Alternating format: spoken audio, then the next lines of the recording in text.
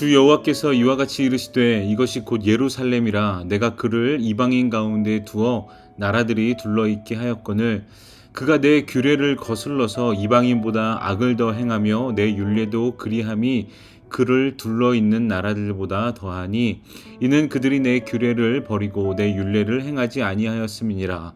그러므로 나 주 여호와가 말하노라. 너희 요란함이 너희를 둘러싸고 있는 이방인들보다 더하여 내 율례를 행하지 아니하며 내 규례를 지키지 아니하고 너희를 둘러있는 이방인들의 규례대로도 행하지 아니하였느니라. 아멘. 사랑하는 성도 여러분, 오늘도 기도와 말씀으로 하나님과 동행하는 행복한 하루 보내시기를 바랍니다. 읽은 말씀을 가지고 뭇 민족들 한가운데 자리 잡게 했건만, 뭇 민족들 한가운데 자리 잡게 했건만 이라는 제목으로 묵상한 내용을 함께 나누겠습니다. 에스겔 4장에 이어서 오늘 본문 에스겔 5장에서도 에스겔은 하나님의 말씀을 단지 말로 전하는 것이 아니라 자신의 몸과 삶 전체를 통해 하나님의 뜻을 드러내고 있습니다. 하나님은 에스겔에게 칼로 머리털과 수염을 깎으라고 명령하십니다. 이는 단순히 외모를 잘 정돈해라 라는 말이 아니라 하나님의 심판을 상징하는 행위입니다. 머리털과 수염은 이스라엘 백성을 상징하고 칼은 하나님의 심판과 전쟁을 나타냅니다. 이 상징 행위는 한 민족이 철저히 무너지고 징벌받고 흩어지게 될 운명을 보여주는 그런 강력한 메시지를 담고 있습니다. 에스겔은 깎은 털을 세 등분하는데요. 하나는 불로 태우고 하나는 칼로 치고 하나는 바람에 흩날립니다. 불로 태우는 것은 예루살렘 백성의 일부가 기근과 전염병으로 죽고 또 칼은 전쟁으로 죽고 바람에 흩어짐은 포로가 되는 모습을 보여주고 있는 것입니다. 3절에는 남은 소수의 털은 옷자락에 싸서 보존하라고 하나님께서 말씀하십니다. 이런 심판 중에도 남은 자들이 희망이 되는 장면을 보여줍니다. 그러나 4절에서는 그중 일부마저 불에 던지라고 말씀하십니다. 이는 남은 자들마저도 하나님의 뜻을 따르지 않고 우상 숭배하며 불순종의 길을 걸었기에 남은 자들이라고 해서 예외할 것이 없다. 하나님의 심판이 있을 것이라는 것을 분명히 보여주고 있습니다. 사실 이러한 모습들은 이스라엘이 하나님 앞에서 얼마나 완고하고 하나님의 뜻과 상관없이 살았는지를 자세히 보여주는 장면입니다. 이스라엘은 하나님의 은혜 가운데 애굽에서 건진받은 민족이죠. 하나님의 긍휼하심과 은혜로 가득 찬 역사가 그들을 구원했습니다. 하지만 애굽에서 탈출시킨 것이 하나님의 목적이 아니었습니다. 출애굽기 19장 5절에서 6절은 하나님께서 이스라엘을 부르신 목적이 잘 나와 있는데요. 세계가 다 내게 속하였나니 너희가 내 말을 잘 듣고 내 언약을 지키면 너희는 모든 민족 중에서 내 소유가 되겠고 너희가 내게 대하여 제사장 나라가 되며 거룩한 백성이 되리라 라고 하나님의 목적은 이스라엘이 이방 나라들 그 사이에 살며 그들에게 출애굽의 하나님이 이런 분이시다.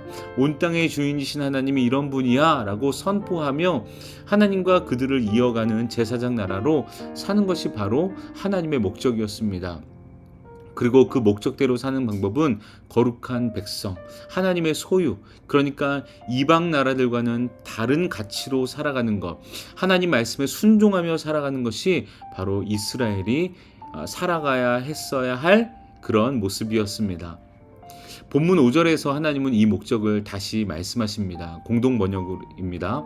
주 야훼가 말한다. 내가 예루살렘을 문 나라에 둘러싸여 문 민족들 한가운데 자리 잡게 했건만이라고 말합니다. 자리 잡게 했건만이라고 말한 뒤에 6절은 이렇게 말합니다. 이스라엘은 내 규례를 거스려서 이방인보다 악하며 내 율례를 거스려서 그 사방에 있는 나라들보다 더함으로 그들이 내 규례를 버리며 내 율례를 행하지 아니하였다. 하나님이 주신 규례와 율례 곧 말씀을 버리고 오히려 이방인들보다 더 악한 길로 간 것이 바로 이스라엘이었습니다. 하나님은 이스라엘을 구별된 백성으로 거룩한 공동체로 부르셔서 문 민족들 한가운데 자리 잡게 했건만 그들은 하나님의 법을 따르기보다 이방의 관습을 따르고 하나님의 기준보다 세상의 방식을 더 선호하며 살았습니다. 오히려 열방보다 더 깊이 타락한 모습이 바로 이스라엘의 모습입니다. 7절도 같은 내용을 반복하고 있고요. 그리고 8절부터 17절까지는 그런 이스라엘을 향한 하나님의 심판의 내용이 자세히 나옵니다. 읽지 않았지만 읽을 수 없을 정도로 잔인하고 괴로운 내용이 쭉 이어져 나옵니다. 물론 이 모든 것들은 이스라엘이 자초한 것입니다. 결국 그들이 하나님은 깨달을 수 있도록 그대로 내버려 두시죠. 하나님의 백성답게 살기를 포기하고 오히려 세상 가운데 섞여 그들과 똑같이 살며 심지어 더 소란하게 더 악하게 살았기 때문에 하나님은 그들을 심판하시는 것입니다. 깨닫도록 내버려 두시는 것입니다. 이것은 단지 형벌이 아니라 그들의 본래 자리로 회복시키려는 하나님의 의로운 행동입니다. 그러니 심판을 겪으며 괴로워하는 이스라엘을 보는 하나님의 마음은 당연히 그들처럼 괴로운 마음이셨을 것입니다. 하나님은 우리와 교회 공동체를 이 세상 한가운데 두셨습니다. 마치 예수님이 이 땅에 오셨던 것처럼 우리를 어둠 속의 빛으로 또 썩어가는 세상 속에 소금으로 부르셨습니다. 하나님의 회복 역사에 우리가 부름을 받은 것입니다. 그런데 우리와 또 교회 공동체가 만약에 빛을 잃고 소금의 맛을 잃고 세상보다 더 타락한다면 하나님의 계획은 더뎌질 것입니다. 온 땅의 주인이신 하나님의 계획이 우리와 교회 공동체 덕분이 아니라 우리와 교회 공동체 때문에 늦춰지고 흠집이 날게 될 것입니다. 오늘 제목이죠. 5절에서 말한 문 민족들 한가운데 자리 잡게 했건만이라며 안타까워하시는 하나님의 마음이 아프게 전해지고 있습니다. 여러분, 우리에게 주신 그 부르심도 마찬가지입니다. 우리 역시도 하나님께서 이 세상 가운데 우리를 또 교회 공동체를 한가운데 자리 잡게 하신 줄 믿습니다. 이 부르심과 목적을 잊어서는 안 됩니다. 예루살렘이 그 사명을 잊었을 때 심판을 피하지 못했던 것처럼 오늘 우리도 이 시대 속에 부르심을 잊지 않고 살아가야 합니다. 만약 우리가 이스라엘처럼 부르심을 잊고 산다면 우리 역시 하나님의 뜻과 그 계획과 상관없는 인생을 살게 될 것입니다. 교회는 세상 한복판에서 하나님의 뜻을 전하며 살아야 하고 우리는 각자의 부르심을 받은 그 자리에서 하나님의 말씀이 되어서 살아가야 합니다. 여러분, 오늘 이 말씀을 묵상하시면서 이 부르심과 사명을 다시 붙들고 우리가 속한 자리에서 하나님의 사람으로 살아가는 오늘 하루가 되기를 결단하시기를 주님의 이름으로 축복합니다. 함께 기도하겠습니다.